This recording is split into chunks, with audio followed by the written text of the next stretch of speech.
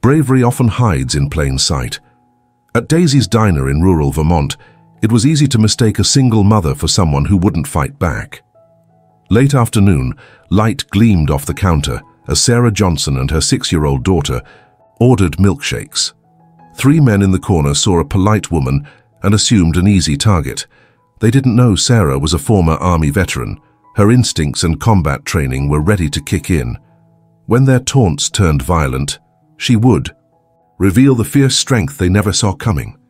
Before we go any further, comment where in the world you are watching from and make sure to subscribe because tomorrow's story is one you don't want to miss. Late afternoon sunlight stretched across the faded asphalt of Route 7 painting, long golden stripes on the rusted sign that read, Daisy's Diner. Sarah Johnson pulled into the gravel parking lot with her daughter Emma, who bounced in the back seat, barely able to contain her excitement at the prospect of a strawberry milkshake. The diner, a low-slung building with peeling grey paint and a red striped awning, promised the kind of small-town comfort they both needed on a slow Sunday drive. Yet as Sarah cut the engine, she settled into her seat for a moment longer, scanning the horizon beyond the diner's weathered windows. She noticed the rolling hills of maple trees and the gnarled pines lining the highway, the late spring breeze stirring the leaves into a lazy haze. In that instant, Sarah's senses, honed through years of Army discipline, registered the quiet tension that hung in the air like heavy frost, as though the land itself were holding its breath for something unseen. When she finally opened the car door, Emma tumbled out with a delighted squeal and darted toward the diner's entrance, her floral sundress flaring around her knees. Sarah followed, retrieving her daughter's hand and steadying her as they stepped onto the sticky blacktop. Inside, the diner's vinyl booths and checkered floor suggested a friendly small-town atmosphere, but Sarah's posture remained taut with vigilance as she scanned each booth. Her gaze settled on 3 men in a corner, their shoulders angled toward her and Emma, as though they were quietly sizing them up. Jake's scarred jaw tightened as he watched. Tom's broad shoulders rose in a silent smirk, and Mike's pale eyes narrowed behind a half-empty mug of coffee. Sarah guided Emma into a booth near the window, and Emma's small fingers traced lazy swirls in the sticky tabletop as she waited for their waitress to arrive. The waitress, Lily, approached with 2 menus, her steps hurried and her eyes darting toward the corner booth. But when Emma rose to her feet and walked toward the counter to fetch a straw, everything changed in an instant. Jake leaned forward, his voice loud enough to slice the diner's gentle hum. "Hey, little girl. Don't. You know better than to mess with hair like yours?" Humiliation and confusion clouded Emma's face as Sarah's jaw clenched. The other patrons tensed, and the diner's warmth seemed to drain away. Sarah rose, her height and composure filling the space between Emma and the 3 men, and the faint click of her army-erected posture alone was enough to make the men shift uneasily. "You watch your mouth," she said, voice low but fierce. They reluctantly sank back into their booth, under the weight of stares from other customers. Though their sneers remained when Emma returned to her seat, they pretended to back off. But Sarah knew their satisfaction lay hidden behind clenched fists and tight jaws. Daisy, the diner's owner, watched from behind the counter, worry flickering in her eyes as she refilled coffee cups. Emma sat back down, her small body trembling, and Sarah knelt beside her, pressing a gentle hand to her daughter's quivering shoulder. "Stay here," Sarah whispered, crouching enough to meet Emma's gaze and offering the calm smile of a mother who would fight if she had to. Emma nodded, biting her lip, and Sarah rose to give Daisy a nod of thanks before sliding back into the booth beside her daughter. The waitress Lily returned moments later with the menus, her eyes avoiding Sarah's, as though afraid to meet the full weight of that maternal glare. A few minutes later, Daisy brought their plates, Emma's pancakes, dotted with syrup like tiny golden suns, and Sarah's cheeseburger with a side of fries that sizzled on the plate. Yet neither of them touched their food, as Sarah's mind replayed the insult. Emma picked at her pancakes with wide eyes, and Sarah forced herself to take a bite of the burger, savoring the familiar comfort of the melted cheese and toasted bun, even as every army instinct warned that this encounter was far from over. The 3 men sat in silence, their hostility simmering beneath forced civility. And although they refrained from further overt remarks, their glances continued to track Sarah and Emma, as though determined to mark their next move. When they finished eating, Sarah placed a $10 bill on the table and gathered Emma's hand, guiding her toward the exit. Patrons watched as Sarah rose, her grip on Emma's hand firm, her back straight with the unspoken promise of protection. Outside, the late afternoon heat hung thick over the gravel lot as Sarah guided Emma toward the car, confident that the lingering warmth of their brief respite would chase away any lingering unease. Yet before Emma's small hand could reach the open passenger door, a gravelly voice called out from behind. Sarah paused, her army-trained instincts flaring to full alert as she sensed the three men slipping from the diner's shadows to surround them. Tom Harris stepped forward first, his heavy work boot crunching against loose stones, and he offered a twisted smile that revealed more menace than mirth. "Leaving so soon, sweetheart?" he hissed, dark eyes glinting with cruelty. Jake and Mike flanked him, closing the circle with silent satisfaction, their broad frames blotting out the weak sunlight like a gathering storm. Sarah's chest tightened, but she refused to let fear show. She slipped Emma's hand from her own and gently guided her onto the back seat, making sure the child was tucked safely behind the closed car door. Emma's wide eyes brimmed with confusion at the sudden tension. Sarah locked the doors with a practiced flick of her wrist, the click of the lock sounding like the pull of a safety catch on a rifle. She turned to face the three men, arms relaxed but ready to spring into action if necessary.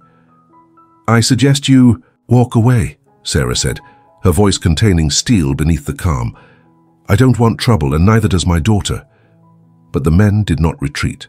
Instead, Tom took a step closer, the soles of his boots scuffing the gravel as he leaned in. "Trouble? We're just having a little fun, lady," he snarled, spitting the words out as though they carried a challenge. Before Sarah could respond, Jake reached toward the passenger window, prying at the edge of the glass as though he intended to slip his hand inside. Emma shrank into the seat, clutching her stuffed bunny, and Sarah's pulse spiked. She spread her feet, coiled like a spring, ready to tighten. And when Jake yanked the arm of her jacket, her training took over without hesitation. She pivoted, on her heel, planted her foot squarely against Jake's chest, and shoved him backward with such force that he stumbled and crashed into his companions. The suddenness of her movement startled Tom and Mike enough to make them hesitate, but they quickly regained their footing and lunged forward. Sarah's senses sharpened, the scent of gasoline and cigarette smoke mixing in the air like an omen. The scrape of knives in Mike's pocket, the glint of metal at Jake's waist. Instinct compelled her to protect Emma at all costs. As Jake scrambled upright, blinking away sparks of pain from Sarah's first blow, Sarah's fist swung in a tight arc, connecting with his jaw in a strike refined by years of army combatives training. He reeled backward, off balance, and Sarah pivoted toward Tom, who now advanced with a broken bottle clutched in his fist as though it were a crude weapon. "Shall you think you can scare us, girl?" Tom sneered, his shoulders hunched with hatred as he lunged forward. Sarah caught his wrist in a vice-like grip, twisting with deliberate precision until the bottle shattered against the gravel in a shower of glass. "You misjudge me," she replied evenly, her eyes cold and unwavering despite the afternoon's oppressive heat. Tom lurched forward, face contorted with rage. But before he could recover, Sarah shifted her weight and delivered a powerful knee strike to his midsection, folding him against the hood of the car with a guttural groan. His breath rasped in and out, and he slumped momentarily as though the air itself had turned to iron. At that same instant, Mike, jaw set and eyes aflame, charged from Tom's side, using his bulk to drive forward. "You'll regret this," he snarled, swinging a heavy fist toward Sarah's temple. She sidestepped with fluid grace, planting her elbow firmly against his ribs. "I'm done listening to your hatred," she said, her voice soft but lethal. Then she spun, her palms slamming into his temple in a strike that echoed in the still, late afternoon air. Mike's knees buckled, and he collapsed backward onto the gravel as though some invisible strings had been severed. Jake, recovering from Sarah's earlier impact, staggered to his feet, spittle flying from the corner of his mouth as he glared at her. "You're just a woman," he snarled, his voice thick with spite. "You don't belong here."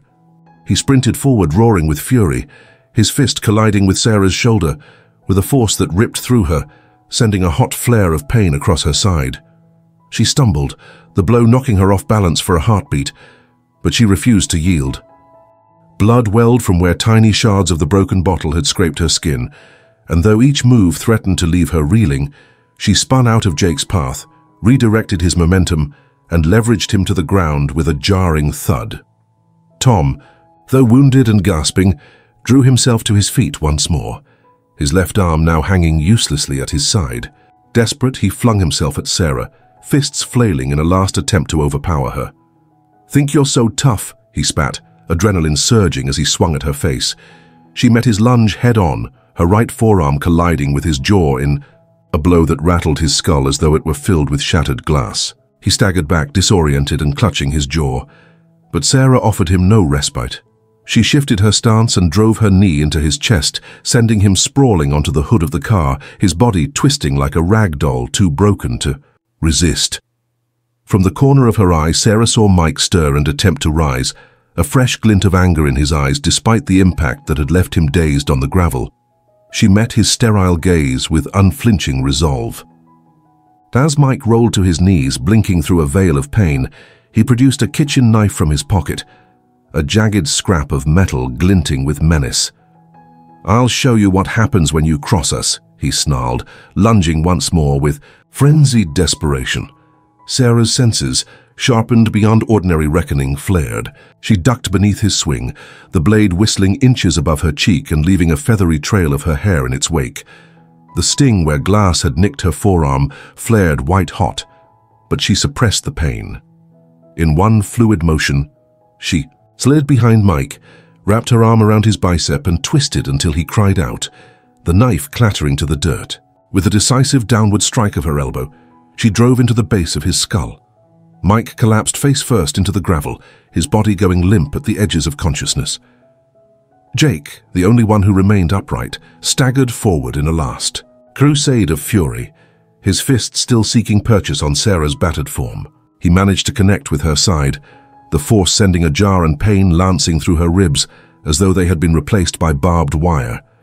She coughed, tasting copper and grit, but she refused to yield. She forced herself to her feet, each breath scorching as it passed her injured throat, and the sight of Emma's wide, fearful eyes pressed against the passenger window steeled her resolve once more. She sprang forward in a blur of motion, her boot connecting with Jake's shin and sending him tumbling back. He rose again, defiant despite his injuries. But Sarah anticipated his movements. She ducked beneath his next swing and drove her elbow into his temple, bone striking bone in a sickening crack that sent him reeling sideways. Jake slumped to one knee, his head hanging, a thin trickle of blood tracing from his lip to the gravel below. Tom, regaining his breath and half conscious of the danger, attempted to crawl toward the remnants of the broken bottle, as though his survival hinged on that jagged steel. But Sarah's gaze, fierce with protective fire, held him in place. She launched herself forward, her movement honed by countless drills until it was practically instinct. Her boot connected with Tom's ribs in a precise front kick, sending him skidding across the gravel before he crashed to a halt in a spray of dust and pebbles. He lay there, too winded to move, the fight nearly burned from his frame. Sarah did not hesitate. She moved back to Jake and took him by the scruff of his collar, dragging him to his feet and using her entire weight to propel him neck first into the car's door. The hollow thud resonated in the quiet, and Jake slid to the ground, spent and vulnerable. At that moment, as dusk began casting long shadows across the parking lot, the wail of sirens sliced through the settling gloom. Sarah rose slowly, chest heaving with exhaustion, her shirt clinging to her skin in a slick of sweat and blood. She wiped at her mouth with the back of her hand, tasting salt and grit, but her gaze remained fixed on Emma, whose small face pressed against the passenger window. Behind them, Tom stirred weakly. Jake writhed in the gravel, and Mike lay still but breathing raggedly. Sarah's jaw tightened as she realized the men still clung to consciousness and would not surrender here. She kept her breathing steady, sliding her hand around Emma's, so the child would know she was not alone.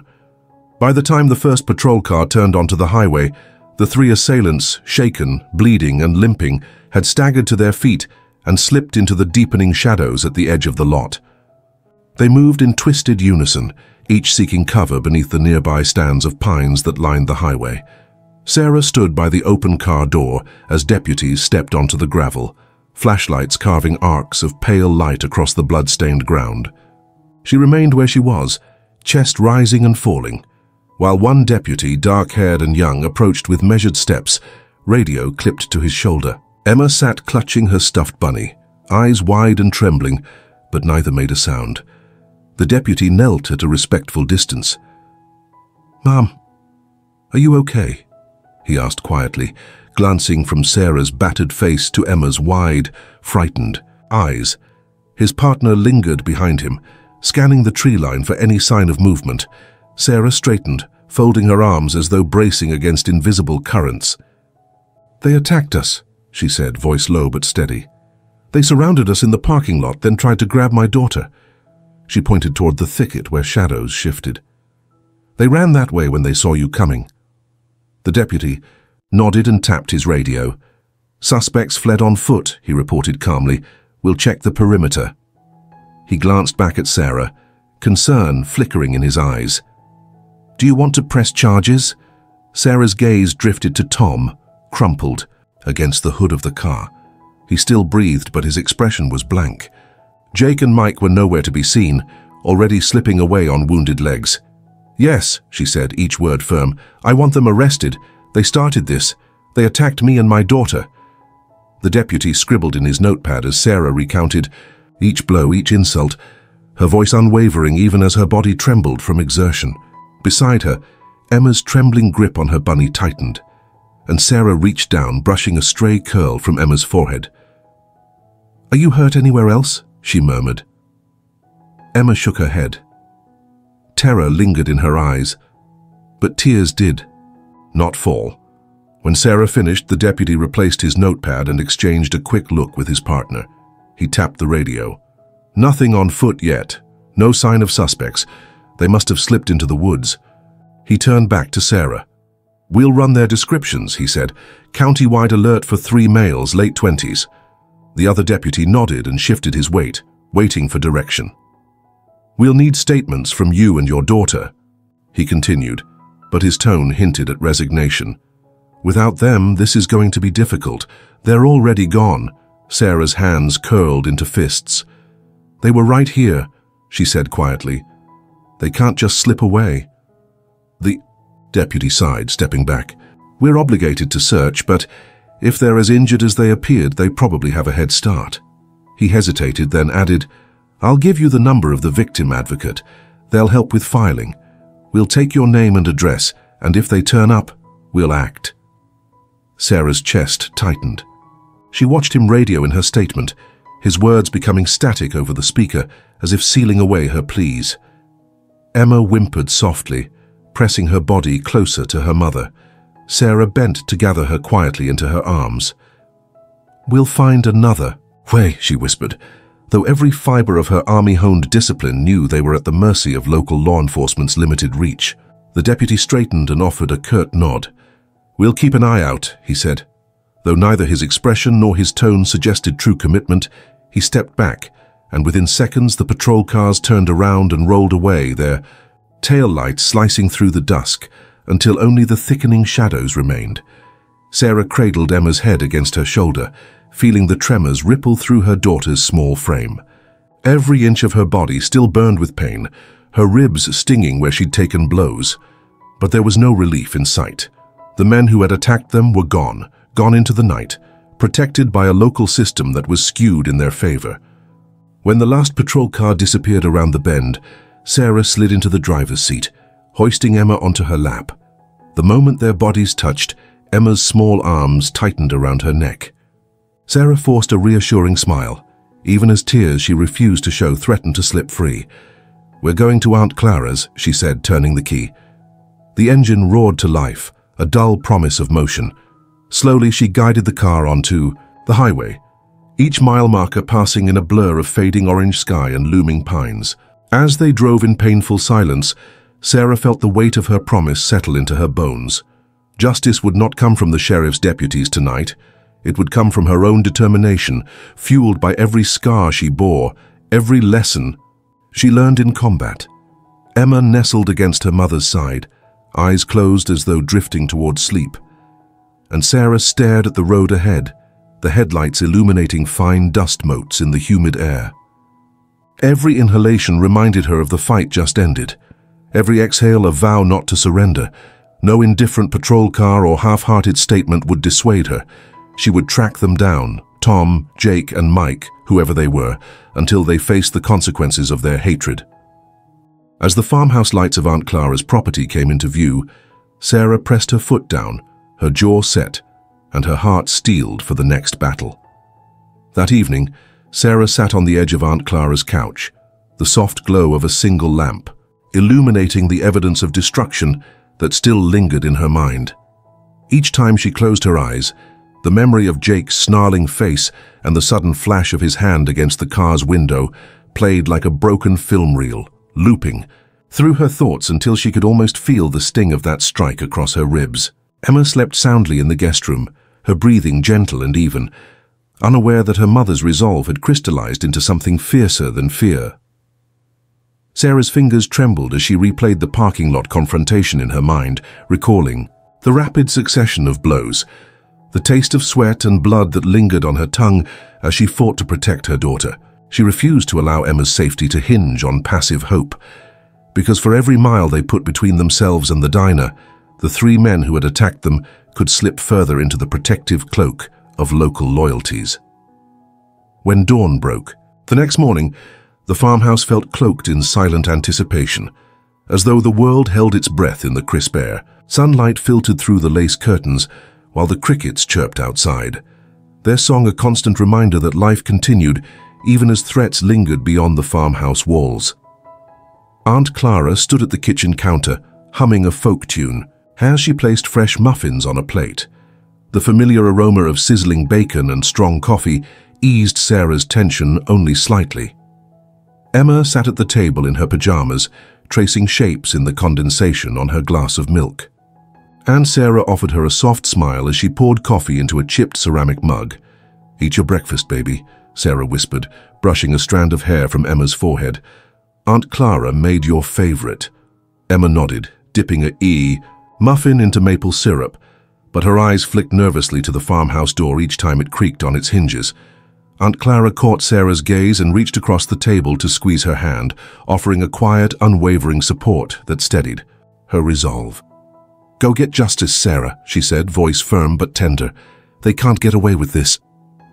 Sarah pressed her lips together, nodded and rose from the table, leaving Emma and Aunt Clara to finish breakfast as she stepped out into the bright morning light.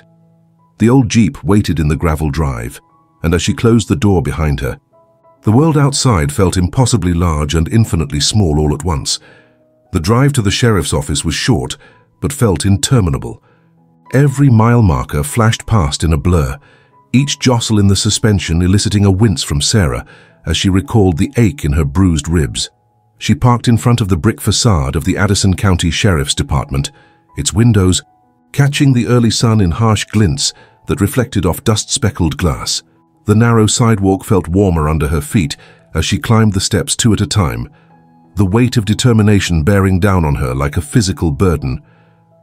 Emma stayed behind with Aunt Clara, having refused to accompany her mother into that place of authority where Sarah already felt so profoundly betrayed.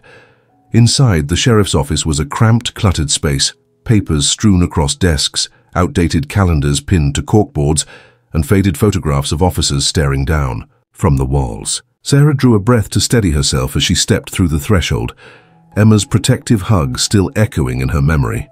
Sheriff Robert Hayes sat behind his desk, its surface littered with coffee-stained paperwork and a tarnished nameplate that proclaimed his title.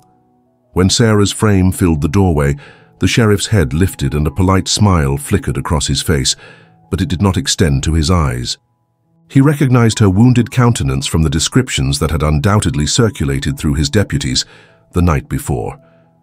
"Sheriff Hayes," she began, her voice steady, though each word felt like a heavy weight in her chest. "I came to press charges." She set a small envelope on his desk.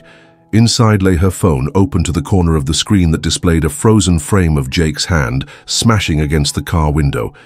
The sheriff propped himself on his elbows, leaning forward to examine the faded image and the digital files she had pulled from Emma's account.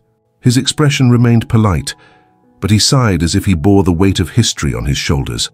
"I'm sorry for what happened to you and your daughter," he said, voice smooth as worn leather. "But I can't go against family." Sarah's eyes narrowed and her fists clenched into tight knots at her sides. "You said it yourself, family," she replied, every syllable deliberate. "Jake's uncle is the brother of your cousin, isn't he? That does not excuse 3 men attacking my child and me. My daughter could have been killed."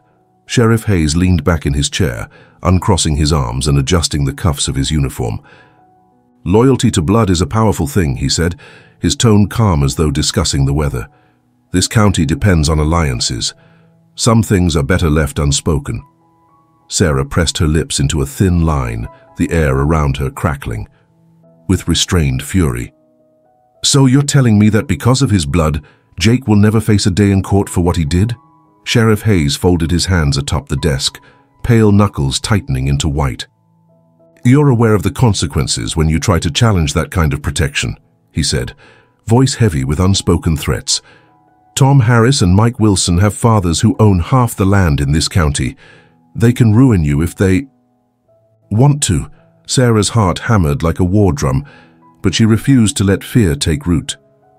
"I will find justice," she said, voice low and unwavering, "even if it has to come from higher up." The sheriff leaned forward again, his eyes narrowing into slits that glinted with a hint of rancor. "There's a state patrol headquarters in Montpelier," he said almost reluctantly. "You can try there. Federal charges, hate crime, something." "I can't help you here," Sarah exhaled, a tremor of relief laced with bitterness coursing through her. "Thank you," she replied, though her fists remained clenched at her sides. "I will." She turned toward the door, but the sheriff called after her, soft as a ghost's breath. "Be careful, Ms. Johnson. Some things can't be undone." Sarah spared him a final glance, her eyes filled with a promise of accountability that the sheriff would eventually come to regret. And then she strode out of the office, closing the door behind her with a quiet determination that echoed through the narrow hallway. She paused to gather Emma's hand from Aunt Clara's arms in the lobby, where Lily, the waitress, stood against a chipped water cooler, eyes downcast, guilt etched into every line of her face. Lily's lips parted as though to say something, but no words came. Sarah's jaw set. "Thank you for that information about Aunt Clara's farmhouse," she said, quietly. Lily nodded once, her gaze flickering toward the closed office door. "I'm sorry," she whispered. Sarah offered a brief nod of acknowledgement, but did not break her stride. Outside, the morning sun beat down on the courthouse steps as Sarah climbed into her Jeep.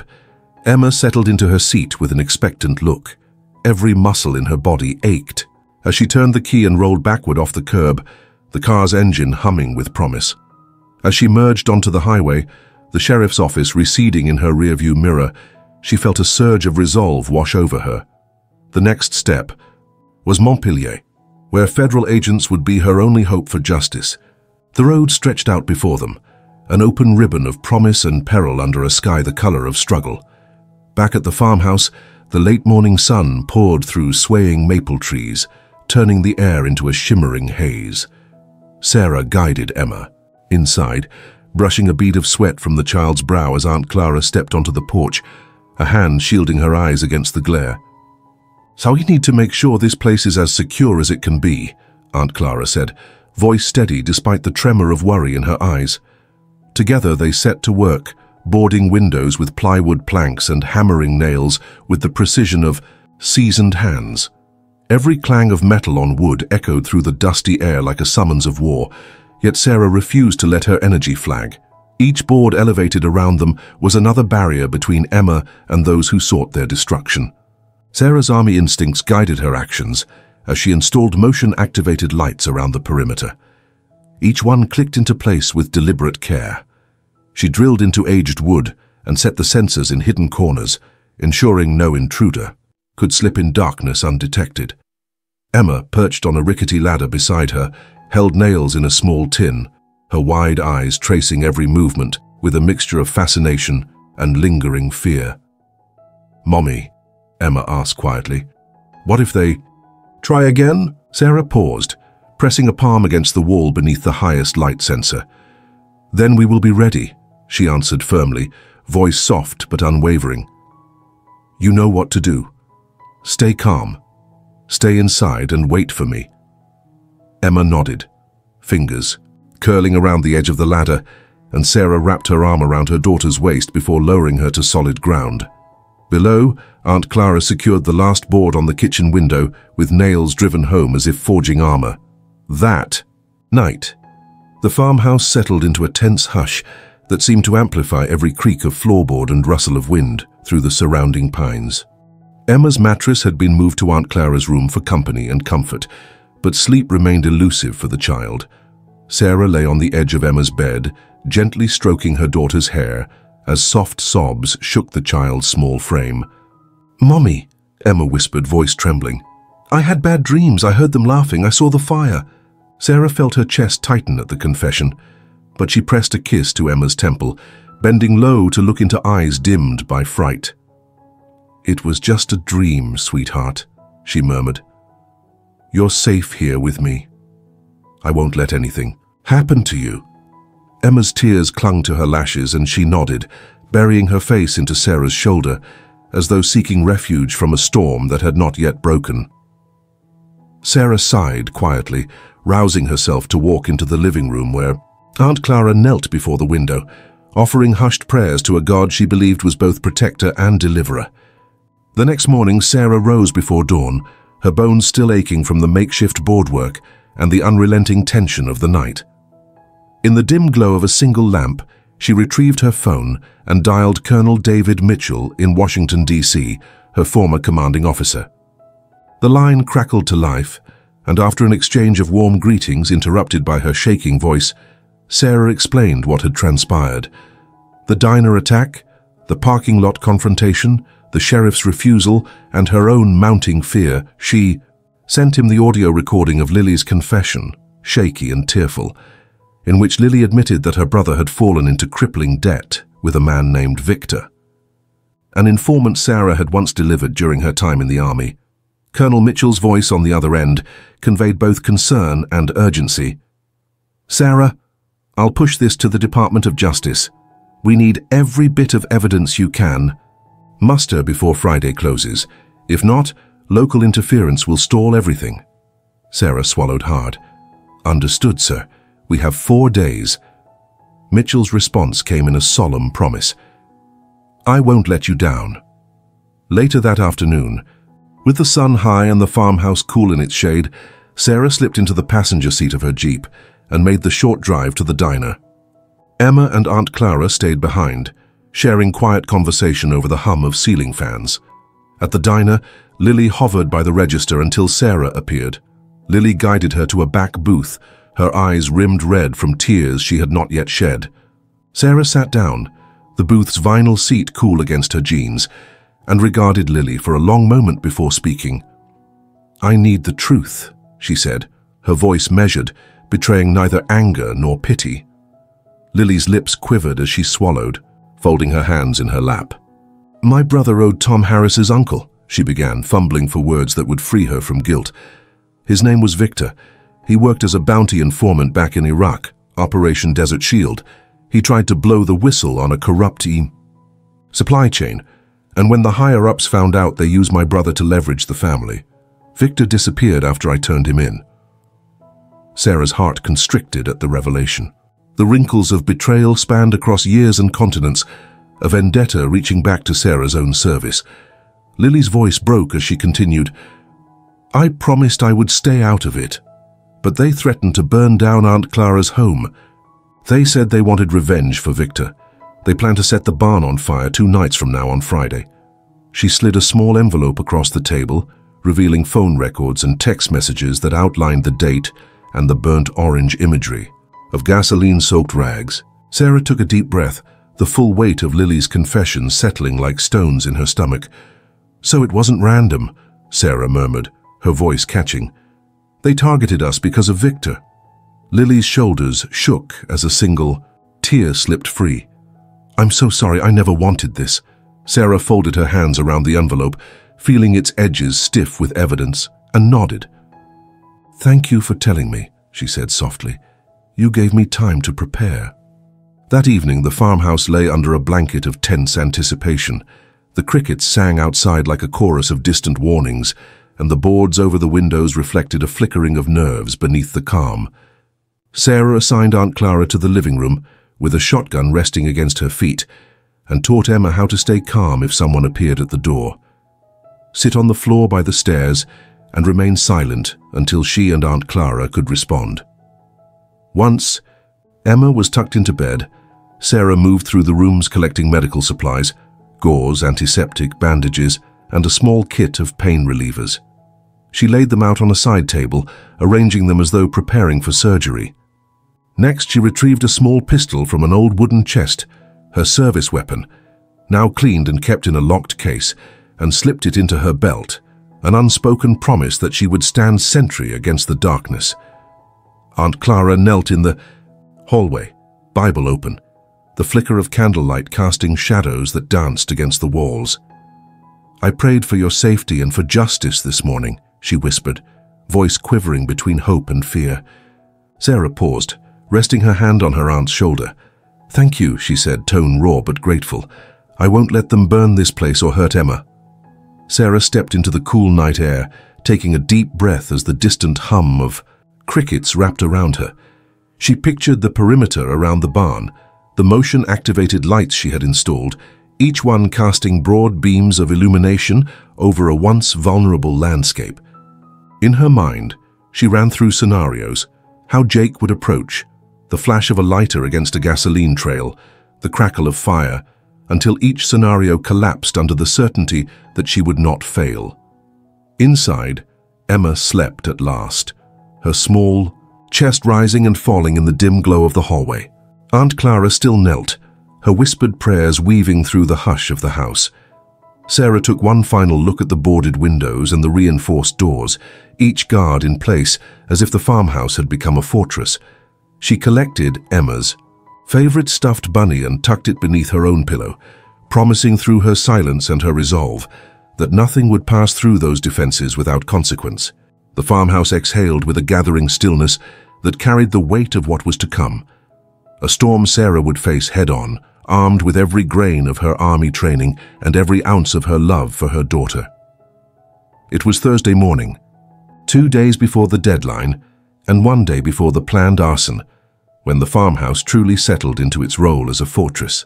Sarah secured the final boarded window with firm hammer blows, each nail driven home a silent promise that no intruder would breach their sanctuary. At the foot of her bed, she placed a pistol beneath her pillow, its cold metal outline a quiet reassurance for the long hours to come. Emma watched from the corner, clutching her bunny-stuffed toy, tears brimming in her eyes as she studied her mother's determined expression. Sarah knelt beside her daughter, brushing a loose curl from Emma's forehead. "Soon this will be over," she whispered, forcing a light smile that did nothing to hide the tension in her features. Beyond the room's threshold, Aunt Clara stood on the porch, Bible open in her lap, murmuring fervent prayers that drifted through the summer breeze and wove themselves around the farmhouse's reinforced doors. Inside, Sarah sat at the small kitchen table, her fingers trembling slightly as she uploaded the updated evidence: video from the parking lot, Lily's recorded confession, and Jake's clear identification, to a secure Department of Justice portal. Each file transferred carried the weight of their safety, and she watched the progress bar inch forward with anxious anticipation. When the final clip appeared on the screen, her phone buzzed with an incoming call. "Sarah," Colonel David Mitchell's voice was warm over the line. Relief and anticipation tangled in her chest as she responded. "Yes, sir."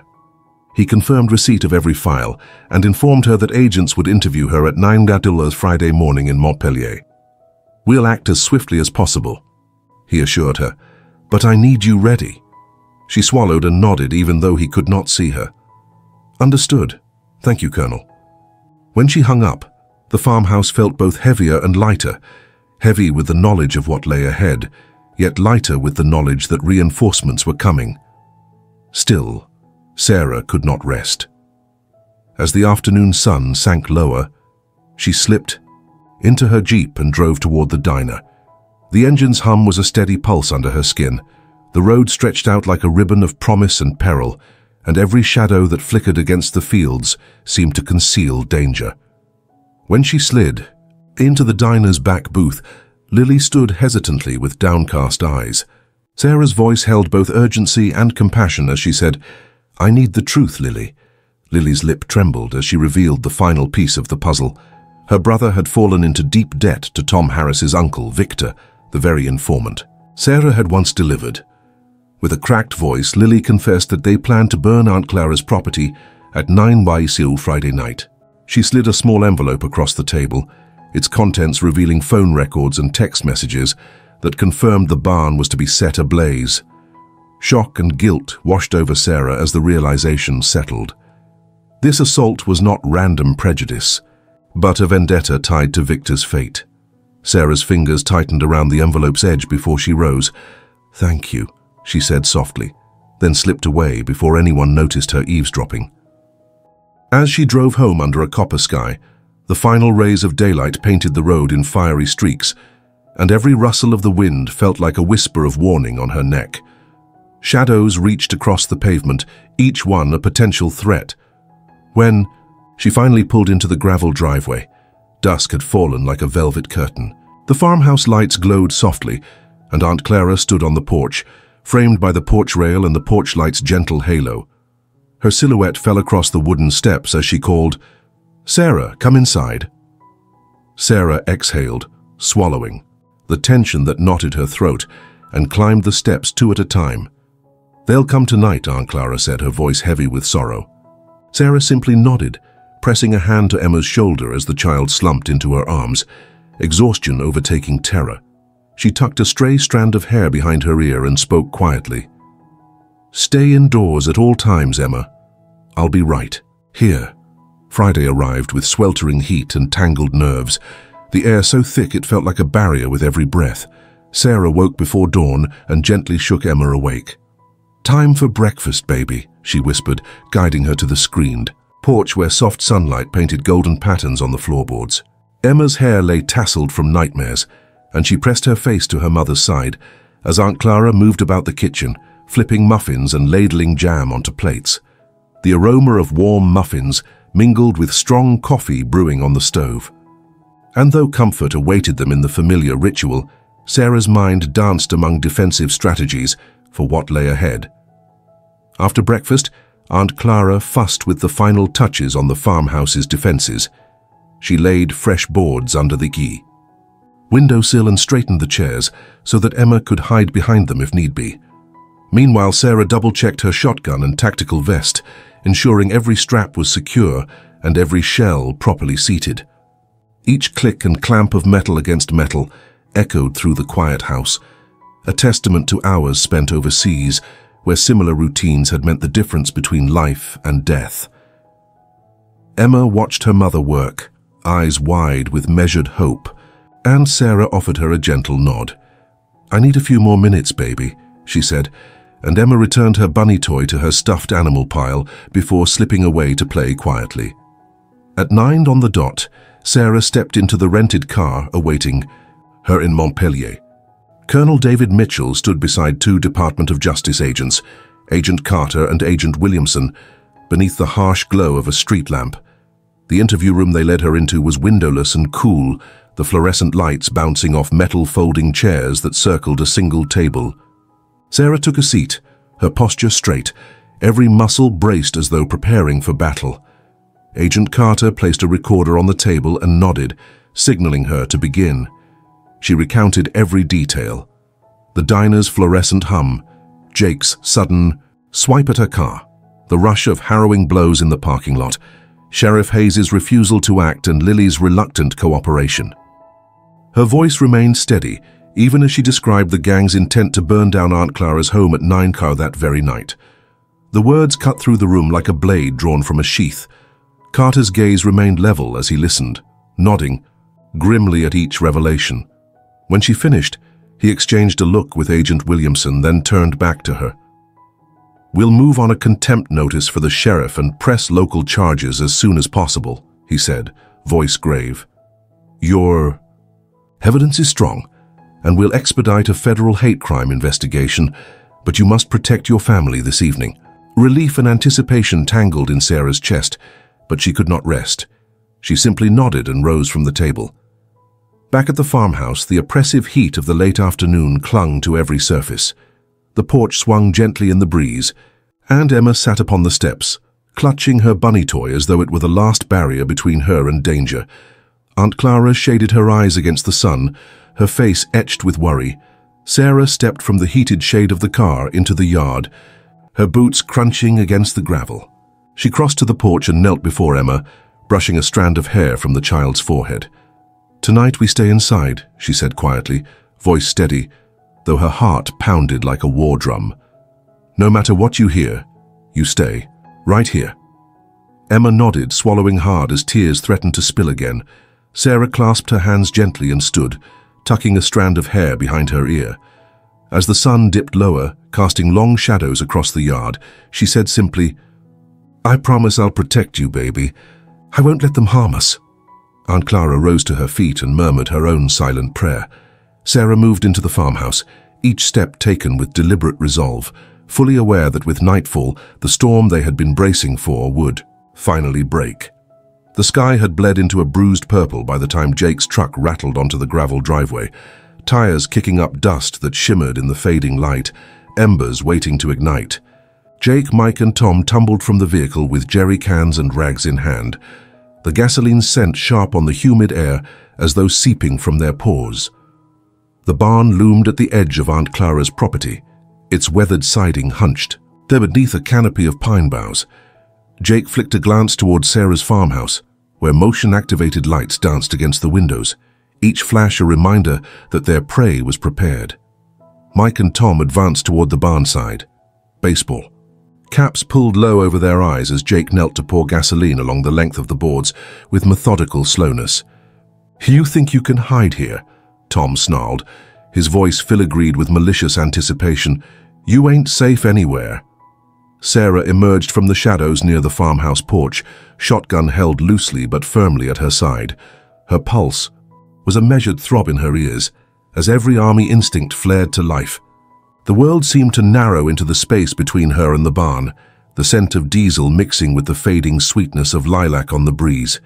She stepped into the pale orange glow of the perimeter lights, her posture unyielding.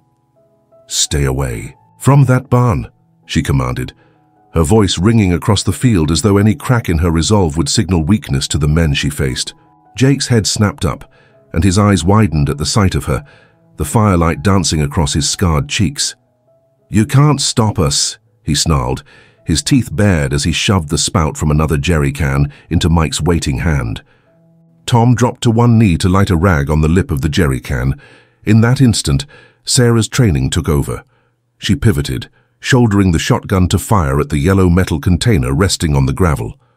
The blast of flame that erupted sent gasoline spraying into a flickering spray of light against the gravel, each droplet igniting and scattering like a swarm of angry fireflies. Sparks hissed as they scorched the ground, and the sudden heat radiated against Sarah's face like an accusation. The barn side remained largely untouched, but the threat had been clear. Any strike that caught the soaked boards would send it to flame. "Fall back," she warned, her voice cutting through the hiss of fire. "I won't warn you again." The three men halted, faces aglow with a dangerous mixture of fury and surprise, as they recognized her willingness to confront them head-on. Mike, though still stunned by the fire's abrupt flare, recovered first. His shoulders rose in a silent snarl as he hurled his hat aside and charged at Sarah with a guttural roar. She met him with the sure-footed grace of a combat veteran, pivoting, on her heel, and using his forward momentum to slam him against the barn door. The crack of flesh on wood echoed across the yard as he crumpled, breath leaving him in a harsh rasp. His boots scrambled for purchase on the dusty ground, but Sarah pressed him further, driving her knee into his midsection in a move so precise it left him gasping as though all the air had been sucked from his lungs. He sagged against the wood, clutching at his ribs, where shadows swiftly spread beneath his shirt. Jake, lips peeled back in a furious grin, drew a small pistol from behind his belt, pressing it forward as though he believed his weapon alone could shift the balance. "Get her!" he snapped. But Sarah did not flinch. She took one step back, lowering her shotgun and catching Jake's wrist in a sudden twist that sent him stumbling forward, the pistol clattering against the gravel as though its temper had turned against him. She pinned him to the ground with the smooth efficiency of a practiced soldier, her knee anchored at his shoulder as she wrenched his arm behind him. Jake's breath rasped against the gravel, each exhalation shallow as Sarah's forearm pressed against his wrist until it cracked beneath her grip. "Not tonight," she said, into the swirl of his anger, her voice calm enough to belie the tension, coiled in her muscles. Tom seized the moment at the edge of the barn siding, raising a crowbar above his head with both hands. His face was a mask of vindication as he slammed the crowbar downward in a vicious arc aimed at Sarah's head. But Aunt Clara, who had appeared on the porch with a shotgun held low, met Tom's attack before Sarah could react. With the certainty of long-accustomed resolve, Clara stepped forward, the shotgun's butt snapping against Tom's temple in a resounding crack that echoed like a judge's gavel across the night. He slumped to the ground, unconscious before he hit the gravel. A groan escaped his lips, but he did not stir again. The crowbar clanged against the porch railing, tumbling into the grass as Clara stood watchful in the porch light's glow, the shotgun's barrel trained at the farmhouse's perimeter. Though Tom lay prone and Jake's arm was secured beneath Sarah's knee, Mike shuddered upright, wincing at the pain coursing through his abdomen. He managed a strangled gasp as he lunged at Sarah once more, desperation fueling his attack. She sidestepped, twisting her leg into a sweeping kick that caught him behind the knee, sending him tipping against the barn door where he slumped in, a stunned heap. Before he could regain his footing, Sarah's shotgun snapped into his side, pinning him against the wood as though it were a titanium press, crushing his will. "Enough," she said, her voice unwavering, even as her muscles trembled from the relentless intensity of the fight. Each beat of her heart echoed in her ears, a reminder that the danger had nearly consumed them all. Blood still slicked Sarah's forearm, where Jake's punch had opened a line of crimson, and her ribs throbbed with a dull ache from Tom's iron strike. Yet there was no time to acknowledge the pain. Mike, his vision blurred and fists trembling, rose from his heap against the barn side, eyes alight with a desperate hunger to finish what he had started. He lurched forward, body skewed as though broken parts refused to bend properly, and with a roar that cracked the night, he lunged at Sarah with the edge of a hatchet he had retrieved from the vehicle. The blade glinted in the torchlight, wicked and hungry, as he swung it in a vicious overhead arc. Sarah's senses flared. She caught sight of the blade's arc at the last possible instant and twisted hard, the shotgun slipping from her grip as she pivoted so that the hatchet glanced past her shoulder and buried itself deep in the barn's wood with a deafening crack. Dust pounded her lungs as Mike staggered off balance from the miss, and Sarah seized the moment to crush her knee into his abdomen. The impact echoed through her limbs, a shockwave that folded him in half with a groan that rattled the still air. But Mike's desperation carried him onward. With iron resolve, he shoved himself upright again, eyes darting to the still glowing embers of gasoline on the ground. If those caught flame, the barn would become an inferno, and Aunt Clara's home would go with it. He lunged once more, this time aiming to knock her against the barn's rough surface and wrest the shotgun from her grasp. Sarah met him head-on. She jabbed her elbow into his collarbone, bone grinding beneath flesh, then hooked his arm with a swift motion that drove him backward into the barn door. Wood splintered beneath his weight, and he staggered on uneven boards. The wind knocked out of him with every blistering impact. Behind Mike, Jake gurgled in futile defiance as Sarah's knee loosed his bound arm from beneath her, snapping it, harshly as she stood. With a snarl, Jake twisted out from where she pressed him, ripping one hand free enough to lunge at her with a shard of broken glass. The jagged edge caught the moonlight, and Jake's face curled in a feral snarl as he lashed out, aiming for Sarah's throat. But her reflexes, forged in combat drills and countless rehearsals, kicked in. She pivoted, the glass slashing a shallow line across her cheek that bloomed warm and red but she barely registered the sting. With precision honed by army combatives, she delivered an upward elbow strike into Jake's jaw. The crack of bone meeting bone echoed as he buckled, and Sarah seized his arm, twisting until he yelped, toppling onto the gravel with a grunt that trembled into unconsciousness. Blood trickled from his split lip, staining the ground beneath, him in a dark halo. At her side, Tom's groan cut through the chaos as he attempted to rise from the grass's edge, spine arched with pain from Aunt Clara's shotgun butt. He shook his head, vision blurred and eyes unfocused, but the instinct to join the fray propelled him upright. He reached for Mike's hatchet, still embedded in the barn, yanking it free with a spray of splinters. Sarah's breath caught as Tom glared at her with the ferocity of a cornered predator. She launched herself forward with a brutal charge, forcing Tom to meet her assault mid-swing. The hatchet slammed into her shoulder with a dull thud. Pain, flaring hot and white as wood and metal, snapped against her flesh. Instinctively, she gripped the hatchet's handle, twisting and wrenching until Tom's shoulders slumped, and his entire body folded in on itself with a gasp that echoed in the hush. Their combined weight sent them sprawling onto the gravel, the hatchet clattering away into the dust. Sarah rolled free before Tom could recover, but her ribs screamed with a fresh wave of agony each time she drew breath. She staggered to her feet, forcing her vision to focus even as she felt a hot wave of dizziness wash over her. Tom groaned, struggling to rise, but Sarah's eyes were still. She lunged, driving her knee into his chest in a motion so swift, it felt as though she had become an extension of her own weapon. He skidded backward, eyes panning wildly as he lost his footing and collapsed against the barn's far corner. All around them, the gasoline fumes had ignited in small, sputtering blooms of flame that cast eerie shadows against the battered wood, but the fire had not yet reached the main structure. The night air crackled with tension, and for a moment time seemed to freeze. Aunt Clara, still on the porch with shotgun trained at the trio, took advantage of their momentary disorientation. She raised the barrel toward Tom's ankle, sending a sharp report echoing across the yard as a slug tore through his boot and embedded itself in the barn's siding. He convulsed with pain, his body spasming as he collapsed to his side, clutching at the splintered wood. Sarah, refusing to allow even a breath of space for them to regroup, charged Tom's prone form, gathering both her fists into a tight burst of fury. She unleashed a flurry of strikes, elbows, palms, and fists, driving bone into bone, hammering his ribs and collarbone until his moans shattered into ragged, defeated silence. Each blow echoed her promise to Emma. No harm would come to her daughter while Sarah still drew breath. Behind her, Mike, his face twisted in agony from his earlier blows, dug deep to push himself upright once more, but Sarah was already upon him again. She jabbed her forearm into his throat, the impact hollow and unyielding, and he choked, sputtering against the harsh flush of pain.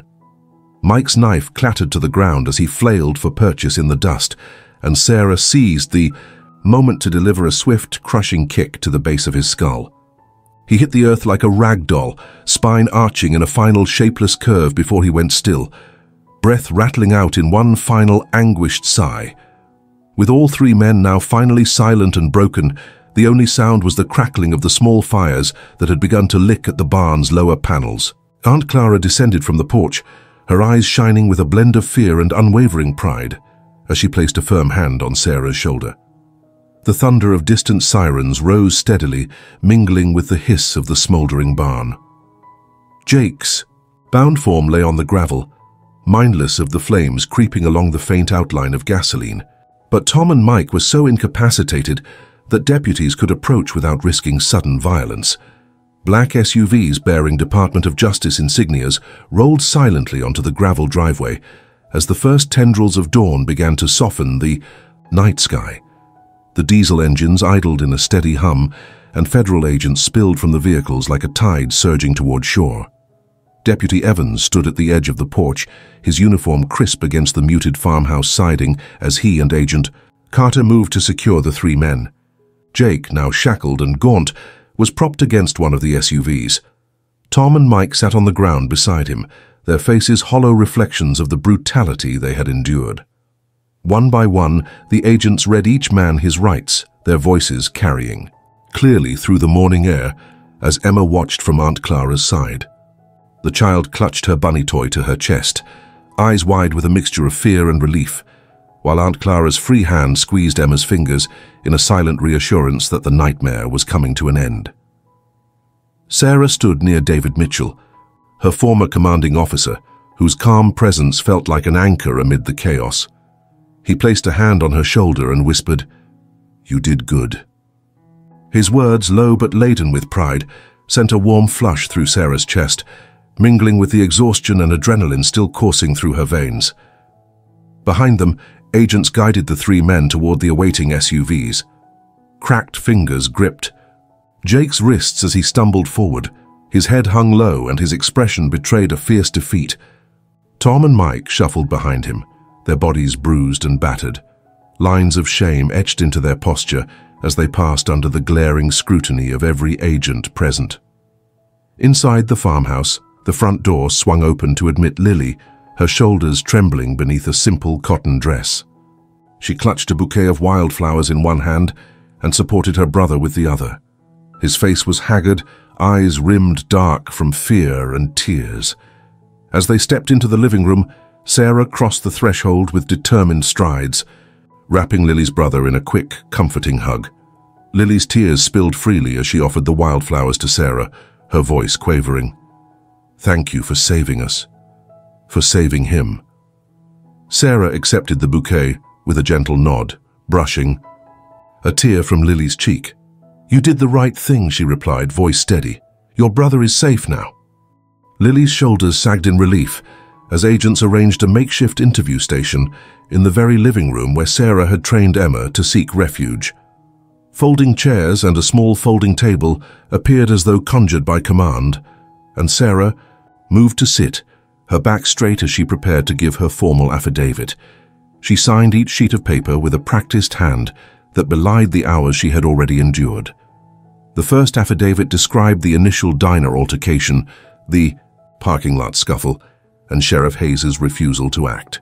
The second detailed Lily's confession and the exact plan the gang had formulated to burn Aunt Clara's property. The final form recorded the events at the barn, the gasoline, the pitched battle, and the moment Aunt Clara's shotgun had felled. Tom. Sarah's pen scratched across each line until her hand ached, but she remained resolute, knowing that every detail would stitch together the narrative that would secure justice. Agents watched with solemn attention, occasionally exchanging nods as they recognized the gravity and precision of her testimony. Once the affidavits were complete, Agent Carter escorted Sarah and David to the porch, where Jake was led outside for a recorded statement. The early morning light cast his haggard form in stark relief against the farmhouse siding, his chains clinking softly with each step. He was seated on a folding chair beneath the porch light, a microphone held before him as a small camera recorded every movement. Jake straightened, swallowing as though bracing for a descent into the deepest shadows of his memory. He began haltingly, his voice rich with remorse and fear. "My Uncle Victor was the informant you delivered in Iraq," he confessed, eyes flickering toward Sarah's determined expression. "Tom, he waited for this moment to avenge him. He said he'd burn this place and make you pay." Jake's gaze drifted to the ground as he continued, each word breaking free as though tears had found their voice. "I was proud of Uncle Victor, until I found out what he'd done. When he died, when you turned him in, I swore I'd make you suffer." Tom promised revenge. His admission echoed in the hush, each syllable a hollow drumbeat of culpability that Sarah felt in her bones. Behind him, David's jaw tightened, and Sarah felt a swell of vindication wash over her like a tide reclaiming the shore. A moment. Later, the gravel driveway crunched beneath the heavy tread of federal marshals, moving to shepherd Sheriff Robert Hayes into view. He appeared between two tall marshals, handcuffed before him, his uniform rumpled and his badge stripped from his collar.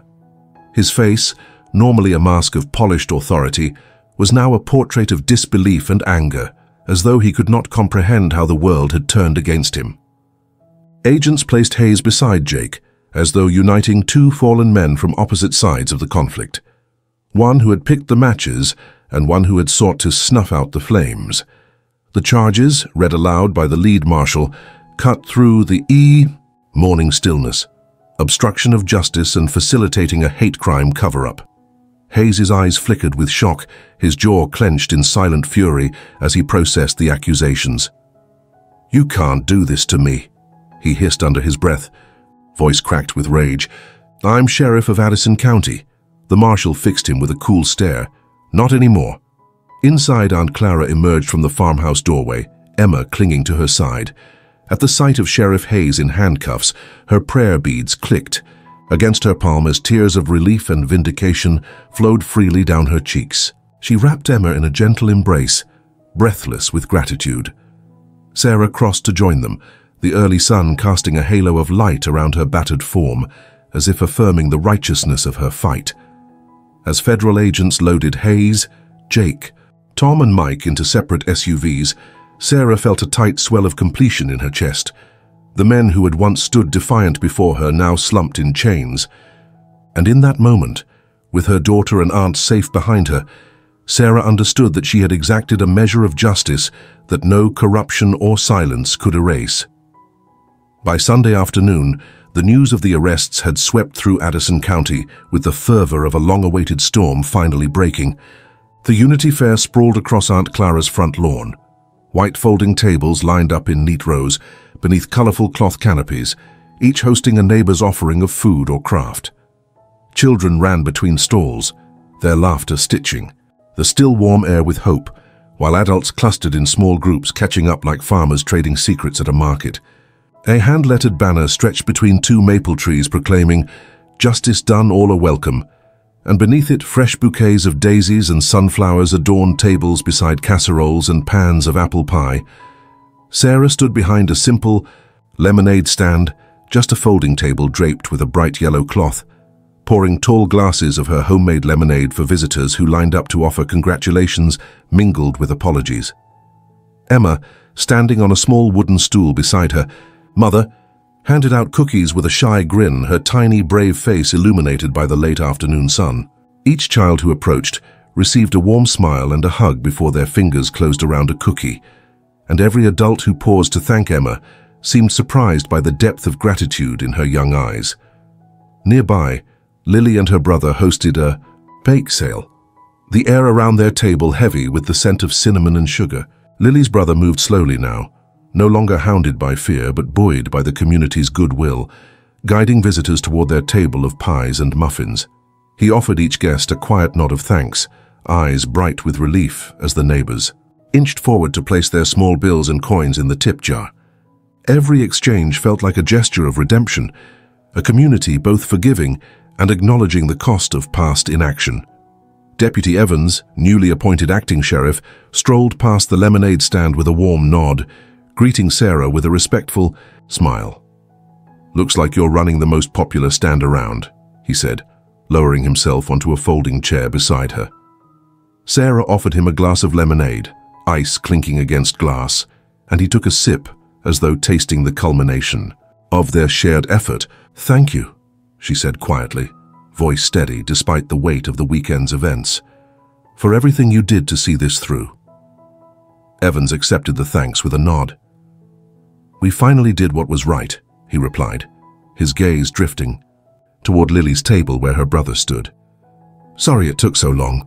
Across the lawn, Aunt Clara stood amidst a small crowd of neighbors, her hands gently handing out flyers for a new local shelter initiative, an idea she had barely dared to whisper of until yesterday. The flyers, printed on simple white paper, were titled Shelter and Solidarity, offering information on how families affected by hate crimes could find housing and community support. As Aunt Clara clipped one to the hand of a neighbor who had brought a pot of baked beans, she spoke softly. "We cannot forget those who still suffer. This shelter will stand as proof that Addison County has changed." Her words floated through the crowd, and one by one, neighbors pressed their own flyers to their hearts or tucked them into their pockets, a promise to help build this new network of care. A rickety stage set against the back porch served as a platform for a local folk band that had volunteered its afternoon. Their guitarist coaxed warm, soulful notes into the breeze, taps of drums and the slide of a fiddle, melding into a peaceful harmony that seemed to bind the fair's energy together. As the band played on, neighbors drifted closer, swaying gently, to the rhythm, their sorrow and relief finding expression in the soft undulations of the music. A group of elderly couples stood near the fence, leaning on canes or each other, trading stories of long-ago struggles, hushed recollections of times when unity had been just a distant dream. Each nod, each tear, spoke of a community confronting its past so that the future might hold something better. Gradually, people began approaching Sarah one by one, offering apologies that came wrapped in gratitude. The local grocer, a stout man with a weathered face, clasped Sarah's hand and said, "I'm sorry I didn't say anything when those men started in on you. I was too afraid of losing business." His voice shook, and Sarah gave him a small, forgiving smile. "Thank you for saying that now," she replied gently. "We all make choices. What matters is how we move forward." A farmer in overalls, calloused hands still speckled with dirt, stepped up next. "I helped cover for them when they came asking for work," he admitted, pointing toward the barn's direction. "I was wrong. I'll never turn my back again." Sarah nodded, her eyes soft with understanding, even as her heart remained firm in its conviction that forgiveness would not erase the scars they all carried. Despite the warmth radiating from every corner of the gathering, Sarah's attention kept returning to a folding table set beneath the maples near the stage. There, flanked by an empty chair, stood a framed family portrait of Victor, younger by decades, dressed in fatigues and smiling for the camera. Beneath his photograph, someone had carefully placed a simple note: "For those who serve truth." The image seemed to glow under the maples, Victor's uniform pattern still clear, as though that photograph had captured the last shred of his integrity. Sarah felt her chest tighten as the memory of Victor's pleading eyes flickered behind her lids, his surprise, his betrayal. Tears threatened to spill, but she blinked them away, focusing instead on the moment before her. A community healing, neighbors uniting in a tapestry of shared remorse and collective hope. Emma tugged at Sarah's hand, leaning close to ask, "Mommy, why is Uncle Victor there?" Her small voice trembled with genuine curiosity, and Sarah knelt to lift Emma onto her hip. She brushed a strand of hair from Emma's temple. "He believed in doing the right thing," she said, her voice soft but clear. "Sometimes that costs us everything. This photo is here so we remember why we must always stand for what is right, even when it's hard." Emma nodded solemnly, and Sarah returned her gaze to the portrait. Victor's eyes, fixed in an eternal gaze of conviction, reminded her of the promise she had made and the heavy cost of speaking truth to power. Aunt Clara crossed the lawn to place her hand on Sarah's shoulder, sensing the storm of emotion, roiling just beneath the surface. "He did not die in vain," she said, voice thick with conviction. "Look around you. This is what he fought for." In that moment, Sarah's tears fell unbidden as a wave of gratitude washed over her, tempered by sorrow for Victor's fate.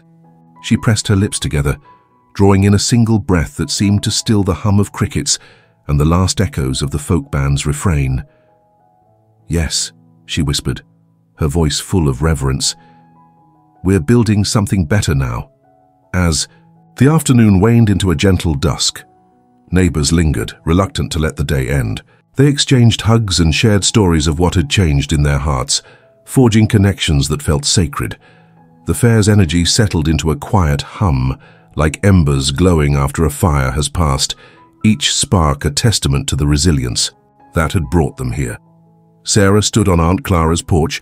Emma nestled at her side and watched as families strolled beneath the maples, clusters of children darting in games of tag. In the distance, the barn's charred silhouette served as a reminder of what had been lost and what had been reclaimed. In the hush that followed, as the last of the lemonade was sipped and the final casserole dish accepted, Sarah felt the weight of the journey settle into her bones, a mixture of grief, relief, and unwavering hope. She met Aunt Clara's gaze, and together they stood beneath the banner proclaiming, "All are welcome." Their shared determination crystallized in a single truth: Addison County had changed, and they would be its guardians. Monday morning in Montpelier dawned cool and overcast, the sky a muted canvas that seemed to hold its breath for the day's events. The federal courthouse loomed at the end of a broad stone-paved plaza, its pillars carved with the promise of justice. Inside, the courtroom fell into an expectant silence as Judge Thompson, a tall figure in robes dark as storm clouds, took his seat on the bench. Murmurs ceased, chairs settled, and all eyes shifted to the raised platform where the trial would reach its culmination. Sarah sat at the front table, flanked by her former commanding officer, Colonel David Mitchell, and Lily, her shoulders squared. In determination. She wore a crisp navy suit, once a part of her military uniform, its fabric smooth beneath her fingertips as she held her posture unwavering. At her side, Aunt Clara cradled Emma in her lap. Emma's small hands gripped a ragged teddy bear, eyes wide and solemn as though she understood the gravity of the moment. The gallery filled with neighbors, supporters, and press, each whispering as they settled into rows of wooden benches. The judge tapped his gavel lightly, and the room hushed, the air thick with anticipation. The U.S. attorney rose, adjusting, his glasses before speaking in measured tones. "Your Honor, we present evidence that the defendants conspired to commit a hate crime that targeted Ms. Sarah Johnson, a single mother whose only crime was her very existence. Their actions included verbal and physical assaults, culminating in an arson attempt on a residence occupied by an elderly woman and a child." He signaled to an assistant, and the large projection screen behind him sprang to life, flickering, before settling on a still frame from the barn's confrontation. The image, gasoline spraying across gravel, flames leaping skyward, hung in mid-air as a hush rippled through the courtroom. The prosecutor continued, "We have video from the diner, witness testimony from Daisy, the owner, Lily's courageous confession, and the confession of Mr. Jake Peterson himself."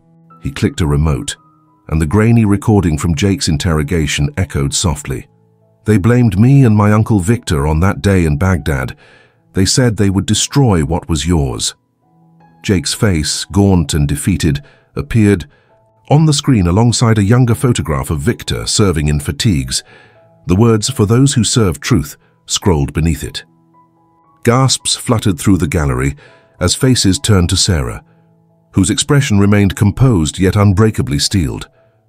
When the prosecutor finished, Judge Thompson nodded and turned his gaze toward the defense table, where the defense attorney rose. In a measured voice, he argued that his clients had acted in self-defense of property, painting the barn's corner as a threatening locus that could have unhorsed them all. He spoke of fear and misunderstanding, as though they were shields to absolve his client's deliberate cruelty. Yet as he spoke, Sarah's mind traced back to the day in Baghdad, a small, sun-baked village where she and Victor had stood at a crossroads she could never have foreseen. She recalled Victor's quivering voice, begging her to believe he sought to reveal corruption, trusted to do what was right, and how her orders had pulled him from obscurity into deadly betrayal. When the defense attorney concluded, Judge Thompson turned to Sarah.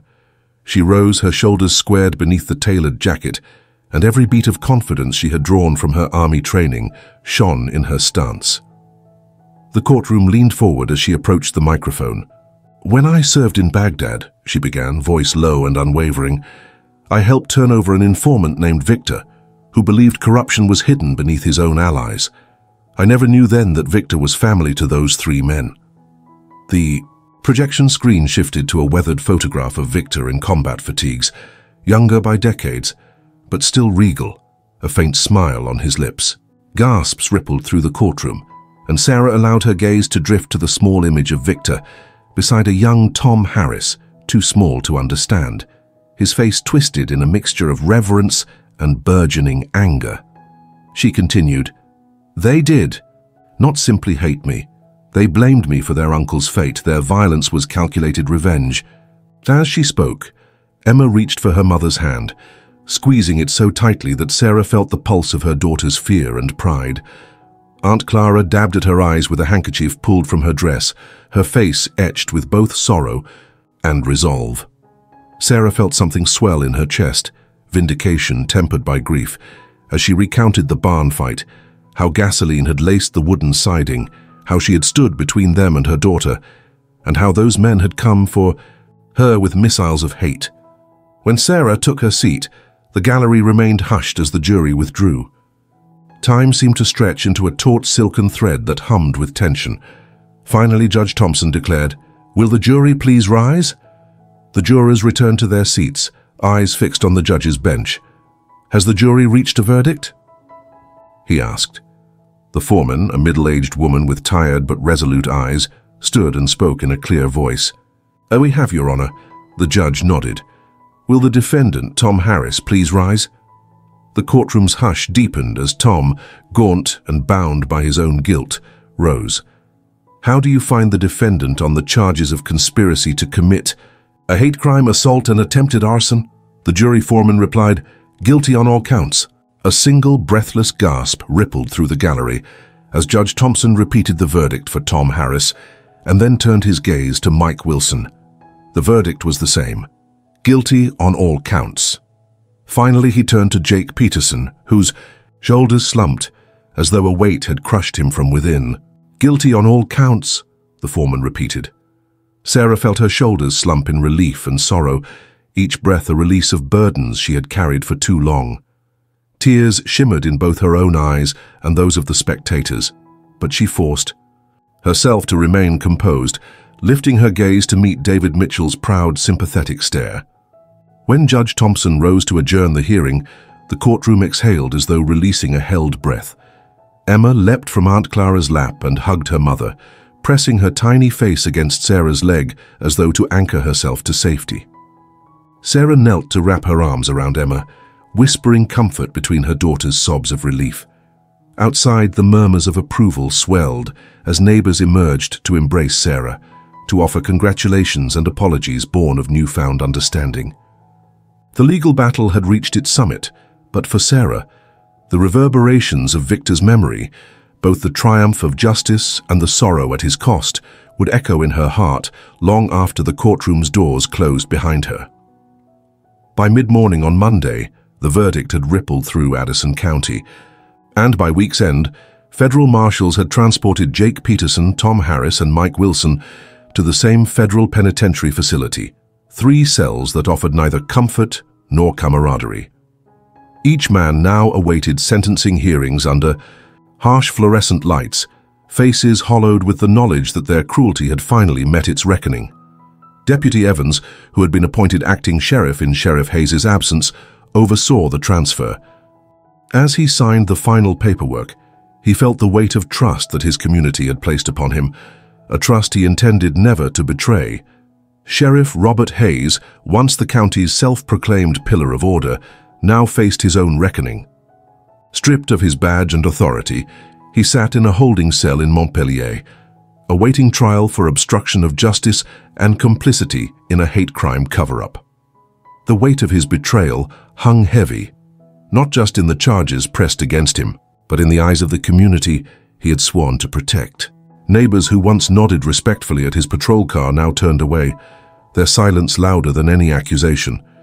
His influence, built on years of favors and family ties, crumbled like dry earth under the scrutiny of federal investigators.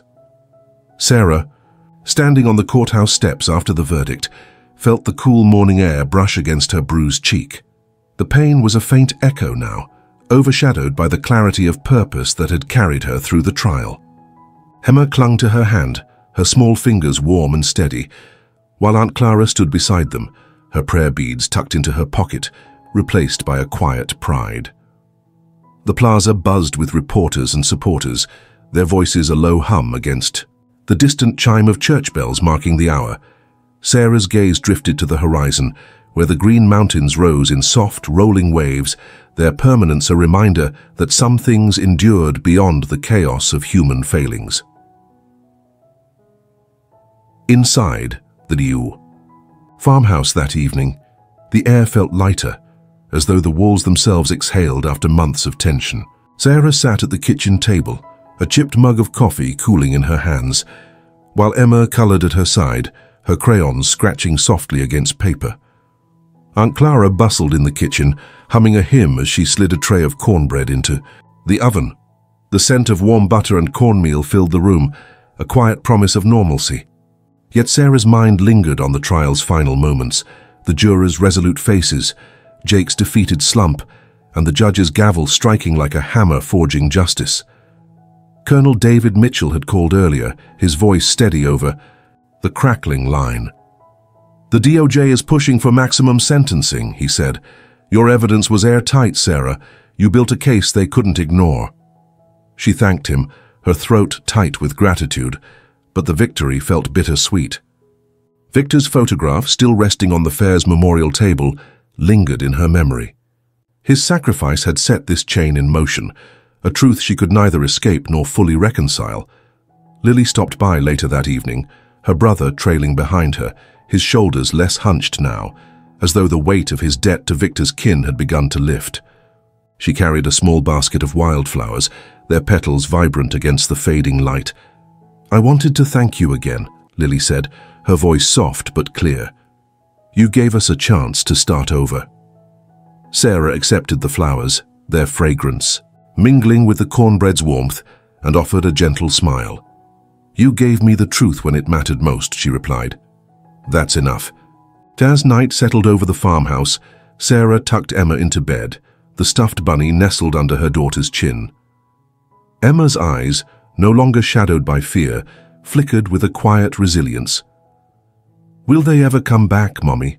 she asked, her voice small but steady. Sarah brushed a curl from Emma's forehead, her touch as firm as her resolve. "No, sweetheart," she said. "They can't hurt us anymore. We're safe now." Emma nodded, her eyelids drooping as sleep claimed her, and Sarah lingered a moment longer, watching the rise and fall of her daughter's chest. Outside, the motion-activated lights cast soft beams across the yard, their glow a silent sentinel against the darkness. The barn, scarred but standing, loomed under the starlit sky, a testament to the battle fought and won. Sarah stepped onto the porch, the cool wood creaking beneath her boots, and leaned against the railing. Aunt Clara joined her, wrapping a shawl around her shoulders.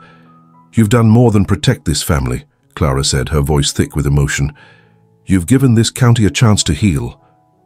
Sarah nodded, her gaze fixed on the distant pines swaying in the breeze. The fight had taken its toll. Bruises faded slowly and the ache in her ribs lingered. But it had also forged something new.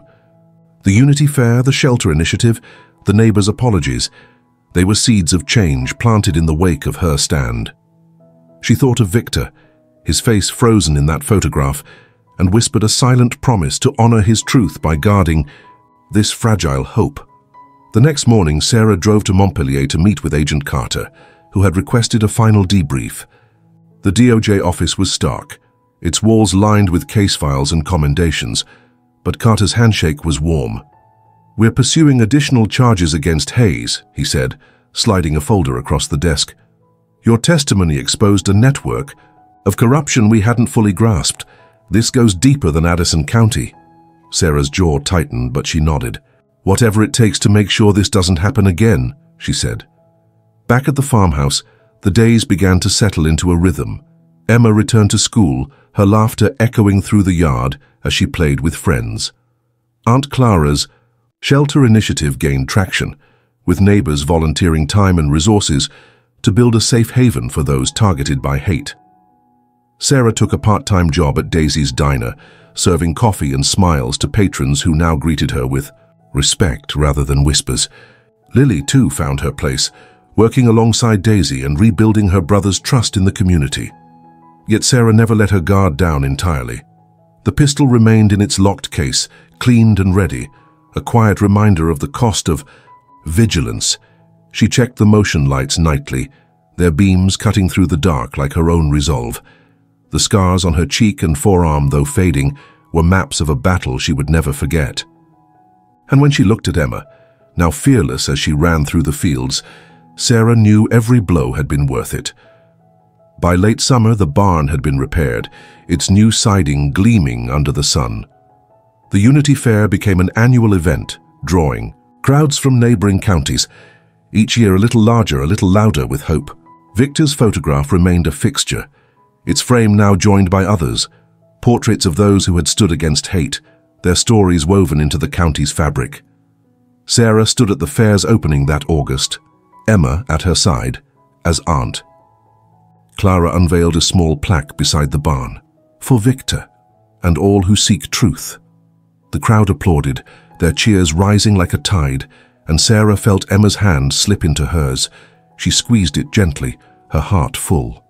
The fight had been long, the cost steep, but the future stretched before them, bright with the promise of justice and the strength of a community reborn.